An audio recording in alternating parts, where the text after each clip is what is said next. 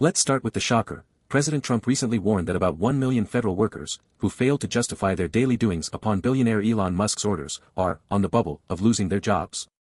In a scene that could only be described as a blend of reality TV and a corporate shakeup, Trump and his Musk-backed task force have embarked on a mission to drastically reduce the federal workforce. And while the rhetoric might bring to mind scenes from a high-stakes game show, the economic implications are anything but trivial. At the heart of the matter is a government that spends over $7 trillion a year. An audacious plan is now on the table to slash this gargantuan budget by trimming overhead, like Musk's jaw-dropping challenge to find $1 trillion in savings. For perspective, that $1 trillion cut represents roughly a 15% reduction in federal spending. Whether you're a seasoned economist or an everyday taxpayer, the thought of such deep cuts begs the question, who truly bears the burden of these savings? In recent months, signs have emerged that the U.S. economy is in a precarious state. Official data from the Bureau of Economic Analysis, BEA, and Federal Reserve reports suggest that while GDP growth was inching along pre-pandemic trends, policy uncertainty and spending cuts might tip the scale toward a more turbulent future. Critics have long argued that haphazard government spending, particularly when combined with politically expedient pruning of federal employees, could undermine the effectiveness of public services and disrupt long-term economic stability. Consider the fact that during periods of rapid federal workforce reduction, there is a risk of institutional memory loss. Federal agencies, from the Environmental Protection Agency, EPA, to Homeland Security, are the backbone of regulatory enforcement, environmental monitoring, and national security. The threat of losing up to 65% of the EPA staff, an audacious proposal floated by its administrator Lee Zeldin, should send chills down the spine of every environmental economist. Less oversight today may lead to environmental degradation that forces future generations to pay an even graver economic price.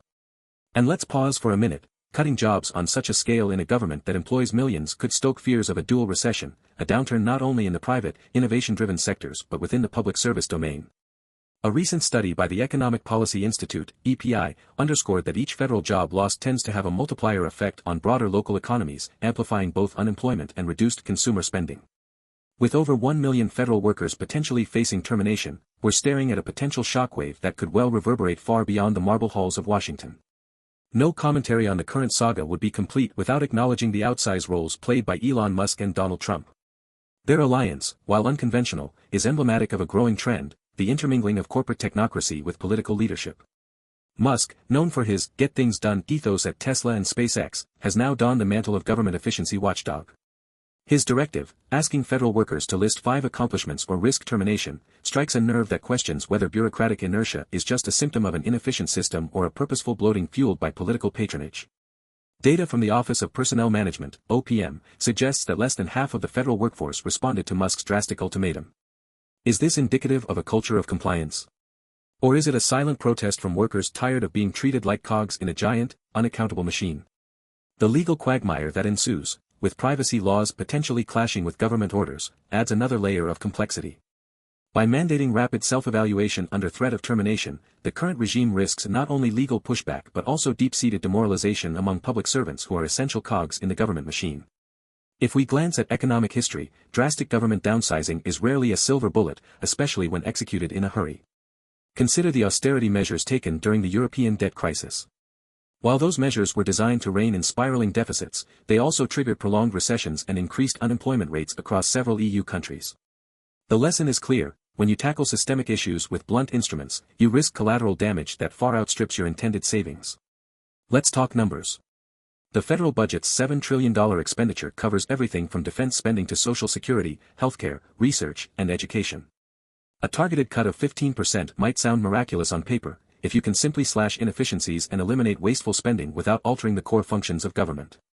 However, the economic literature warns us of the consequences of rapid spending cuts. For instance, research published in the Journal of Public Economics indicates that sudden reductions in government expenditure can lead to short-term economic shocks, prompting declines in aggregate demand that, in turn, might slow economic growth.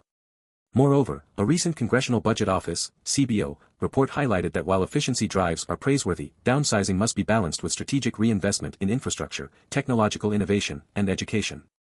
The economy's engine thrives not merely by cutting costs but by fueling growth through intelligent investments.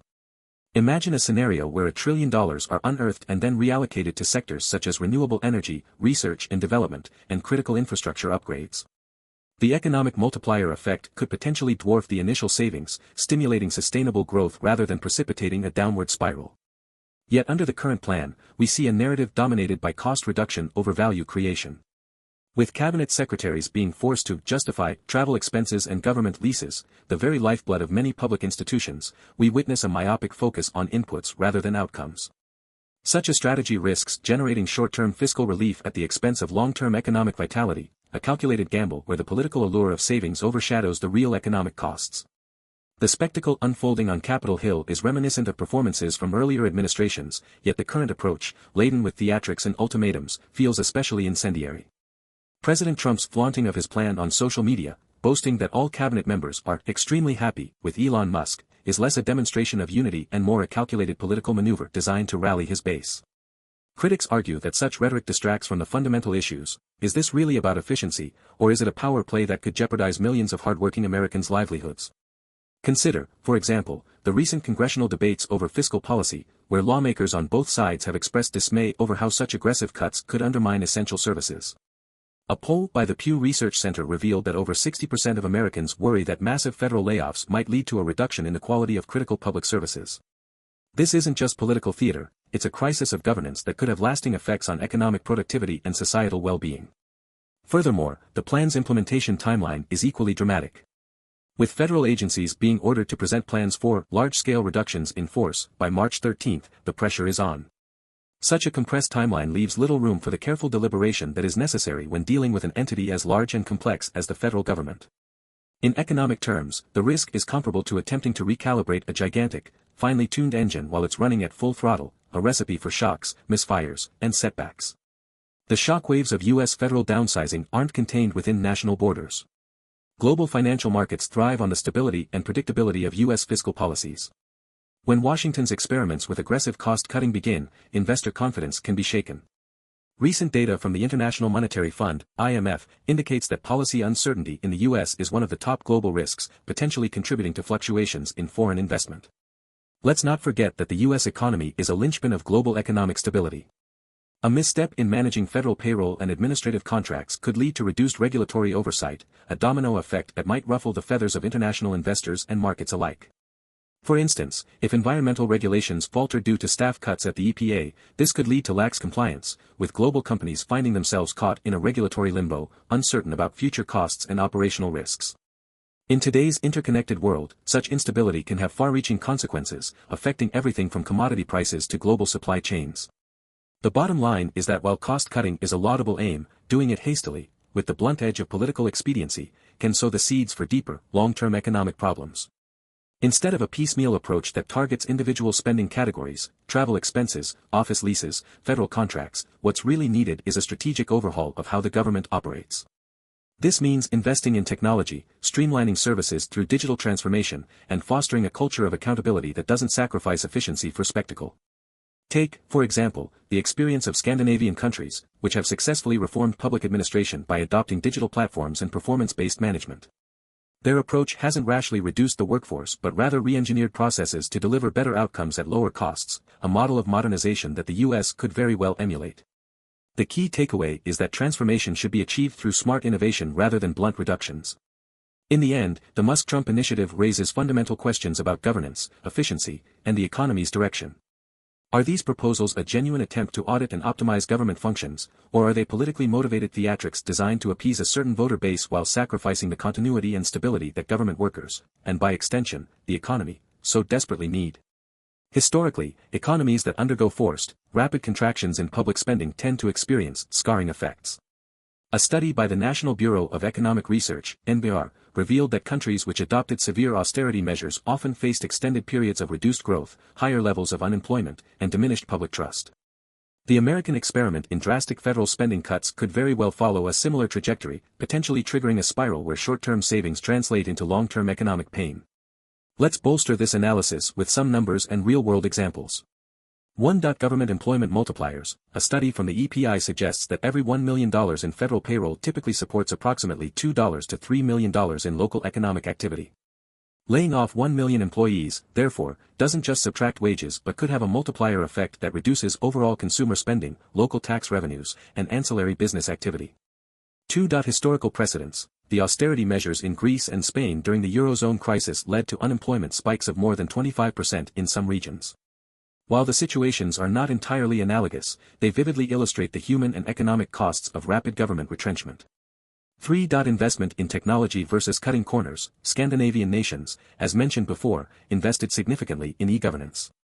For example, Denmark's digital government reforms saved an estimated 10 to 15% of operational costs over a decade without massive job losses, proving that efficiency gains can be achieved without sacrificing workforce and service quality.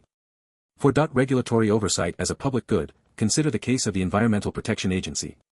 When its staffing levels and funding are reduced, research from the University of California indicates that non-compliance with environmental regulations increases, resulting in higher future costs for remediation and public health crises. An environmental disaster can cost millions, in both human suffering and economic output, far surpassing any savings from immediate staff cuts.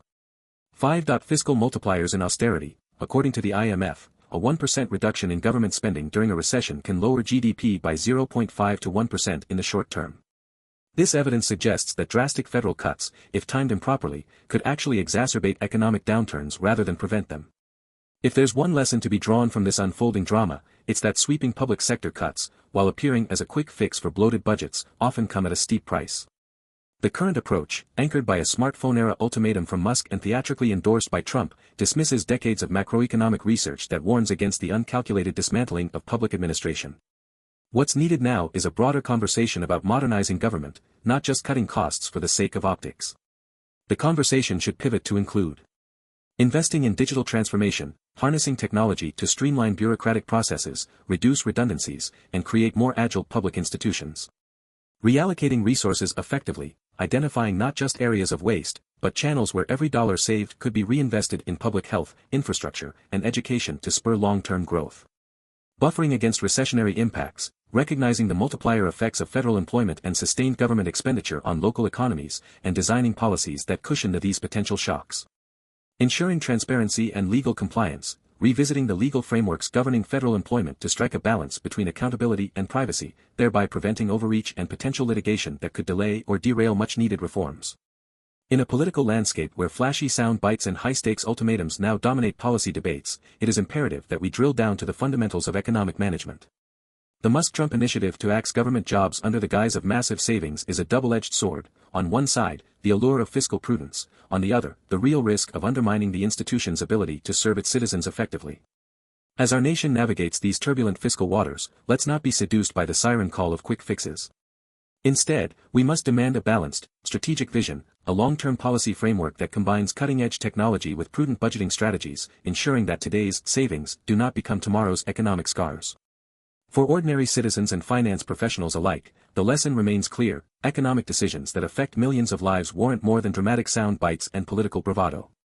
They require rigorous analysis, careful planning, and above all, a commitment to the public good that transcends partisan theatrics. In the end, true economic stability comes not from fear-driven cutbacks, but from a disciplined, visionary approach to public service, one that values efficiency without sacrificing the very institutions that keep our society functioning. Stay tuned to Boss Economics World as we continue to peel back the layers of political theater and expose the hard truths behind the headlines. The future of our economy, after all, depends on more than just bold proclamations. It depends on smart, measurable reforms that serve everyone, not just the few who shout the loudest.